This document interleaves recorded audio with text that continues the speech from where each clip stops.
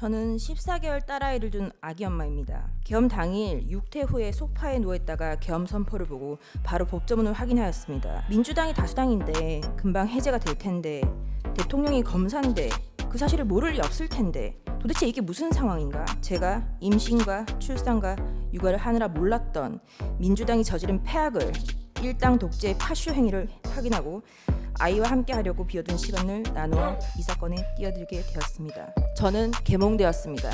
체제 전복을 노리는 반국가 세력이 준동하고 있습니다. 후쿠시마 오염 괴담이 사실이 아니라는 것을 밝히는데 1조 6천억 원이 소요되었습니다. 민주당은 자신들에게 국민이 부여한 대정부 견제권이라는 것을 앞세워 지금까지 총 29차례의 탄핵을 발의하였습니다. 이태원 참사가 일어나자 간첩은 민주노총이 지령을 내렸습니다.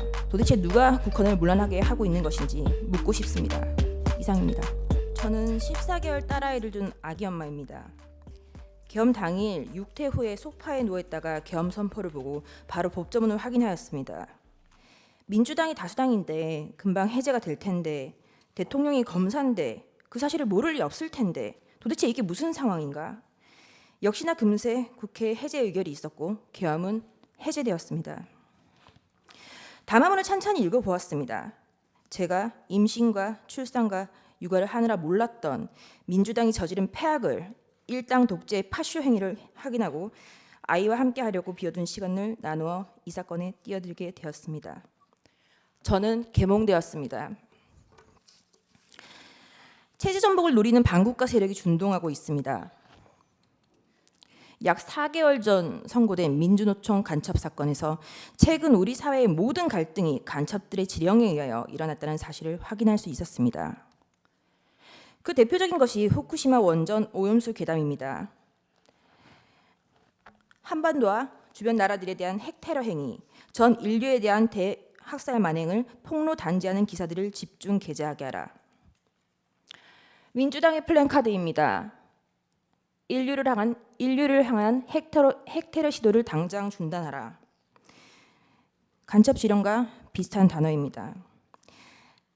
후쿠시마 오염 괴담이 사실이 아니라는 것을 밝히는데 1조 6천억 원이 소요되었습니다. 1조 6천억 원은 민주당이 삭감한 대왕고래 프로젝트 497억 30번, 민주당이 삭감한 민생범죄 수사 특활비 특경비 587억 27년치, 민주당이 삭감한 아이돌봄 지원 사업 384억 40년치, 민주당이 삭감한 전공의 지원 예산 931억 17년치입니다. 윤석열 대통령은 2022년 3월 9일 당선되었습니다. 간첩들은 대선 후보 시절부터 윤석열 놈에게 공격의 화살을 집중하라고 하였습니다. 또한 공정, 기회, 새로운 변화로 청년들이 보수화되는 것을 막고 진보 민주개혁 세력의 역량상 우세를 보장하도록 조직 사업을 하라고 지령을 내렸습니다.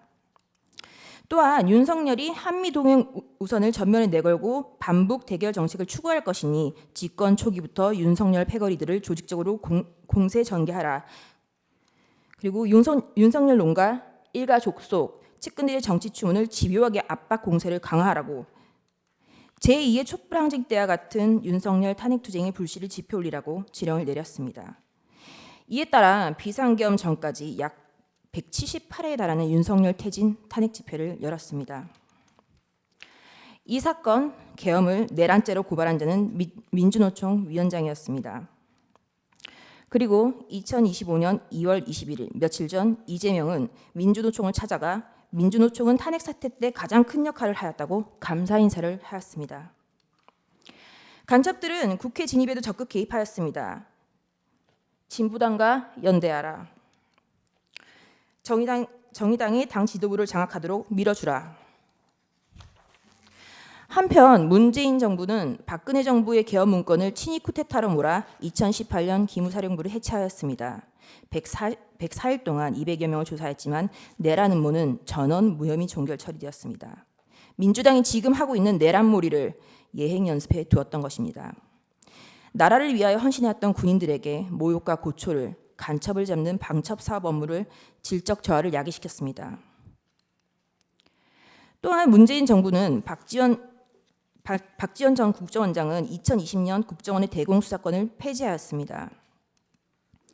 민주당은 자신들에게 국민이 부여한 대정부 견제권이라는 것을 앞세워 지금까지 총 29차례의 탄핵을 발의하였습니다. 계엄 전까지 22차례, 계엄 이후 22일 동안 7차례, 수사 방해를 위하여 검사에 대한 14차례, 언론 장악을 위하여 방송통신위원장 등의 6차례의 탄핵을 발의하였습니다. 지금까지 단 한 차례의 인용은 없었습니다. 이상민 전 행안부 장관은 헌정 사상 최초로 탄핵된 국무위원입니다. 이태원 참사가 일어나자 간첩은 민주노총에 지령을 내렸습니다. 이태원 참사 희생자 추모 시민 촛불 집회를 개최하여 윤석열 퇴진 함성이 서울 시내를 흔들게 하라. 박근혜 년의 탄핵을 이끌어낸 2014년에 세월호 참사 진상규명 투쟁과 같은 정세 국면을 조성하라. 북한이 지시를 내린 구호는 국민이 죽어간다. 이게 나라냐. 퇴진이 추모이다. 입니다. 그 구호는 실제 사용되었습니다. 화면에 보시다시피 퇴진이 추모다. 국민들이 죽어간다. 이게 나라냐. 라는 구호가 사용되었습니다. 이 구호를 사용한 단체는 촛불행동입니다.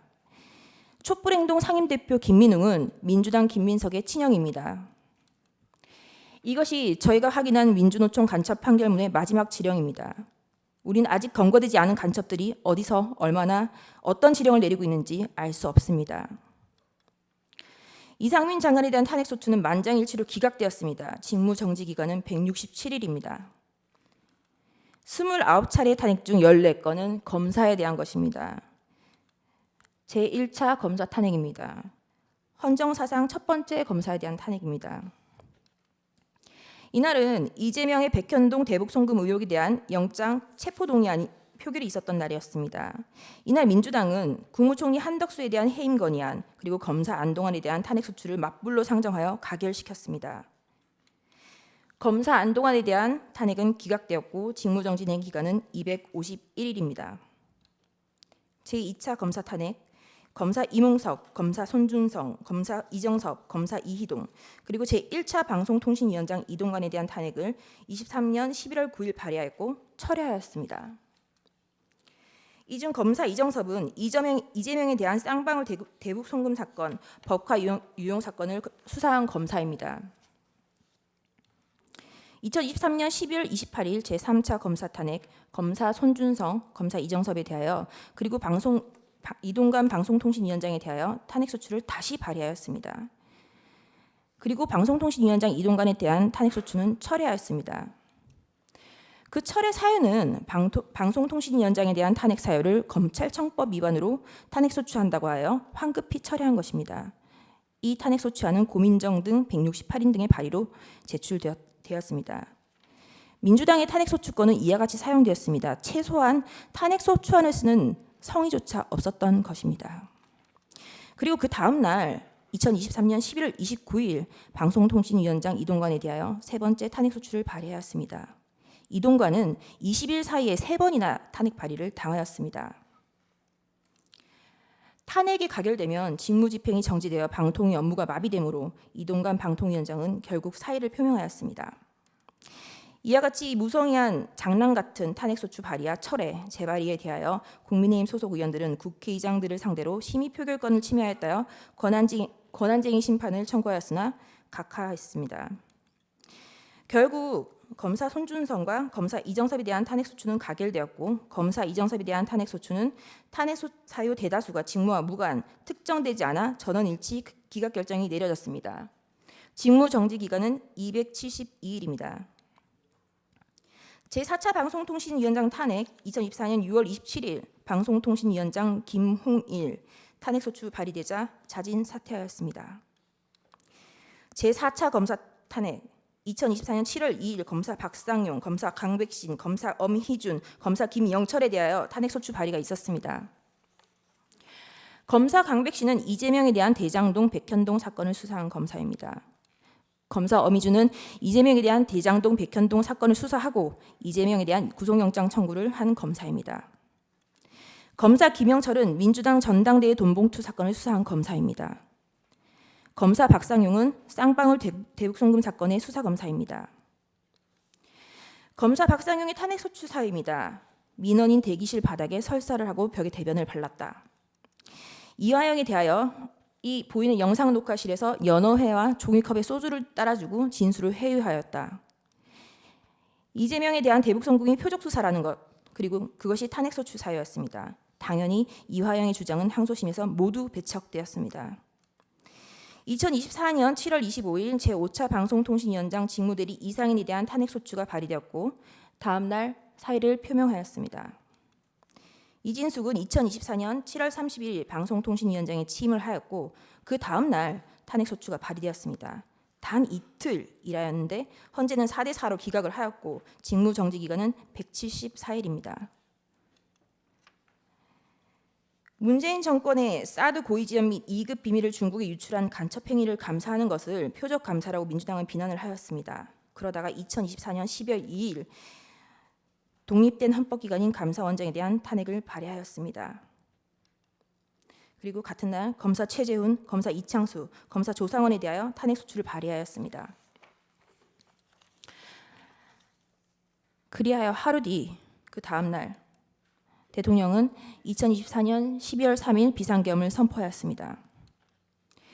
반국가 세력의 사회 장악, 민주당의 언론 장악 시도, 입법 폭거, 사법 업무의 마비, 삼권 분립 원칙의 몰각, 헌법기관인 감사원의 독립성까지 좌지우지하려는 일당 독재 파쇼행이 대하여 국민들에게 현재의 상황을 알리기 위한 대국민 호소의 계엄을 선포하였습니다. 그럼에도 민주당은 멈추지 않았습니다. 결국 2024년 12월 5일 검사 최재훈, 이창수, 조상원에 대한 탄핵을 가결하였습니다. 그리고 감사원장 체제에 대해서도 탄핵을 가결하였습니다. 감사원장의 탄핵 사유는 구체적으로 특정되지조차 않았고 검사 3인에 대한 탄핵소추 사유도 모호하다고 지적을 받았습니다. 2024년 12월 4일 피청구인에 대하여 1차 탄핵을 발의하였고 그 사유 중 일부는 중국, 러시아를 적대시하고 일본 중심의 기이한 외교정책을 고집한다라는 것이었습니다. 2024년 12월 7일 4시간이 넘게 기다렸으나 정족수가 미달되었고 민주당은 계속하여 이상민 행안부 장관, 박성재 법무부 장관, 김영현 국방부 장관, 조지호 경찰청장에 대하여 탄핵 소추를 발의, 결국 이상민 장관은 사임하였습니다. 대통령에 대한 탄핵이 쉬이 이루어질 것 같지 않자 한동훈에 대한 체포설, 정치인에 대한 체포설, 판사에 대한 체포설이 난무하기 시작하였습니다. 2024년 12월 12일 대통령에 대한 두 번째 탄핵 소추가 발의되었습니다. 그리고 체포설만 가지고 부족하자 2024년 12월 13일 김어준이 한동훈에 대한 사살설을 터뜨렸습니다. 우리는 모두 이 뉴스가 이제는 가짜인 것을 압니다. 결국 2024년 12월 14일 대통령에 대한 탄핵소추가 가결되었고 헌법재판관이 임명하지 않는다는 이유로 한덕수 국무총리를 탄핵하였습니다.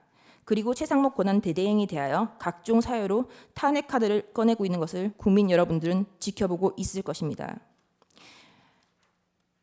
부끄러움을 모르는 자들은 민주당 노종면 원내대변인은 2024년 12월 23일 국무위원 총 16명 중 5명만 더 탄핵하면 국무회의 의결을 못하니 법안이 자동으로 발효된다라는 발언을 하기도 하였습니다.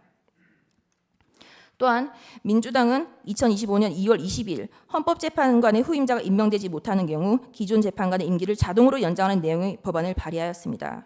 헌법재판관의 임기는 6년으로 헌법 제112조 제1항에 명시적으로 규정하고 있습니다. 도대체 누가 국헌을 문란하게 하고 있는 것인지 묻고 싶습니다. 이상입니다.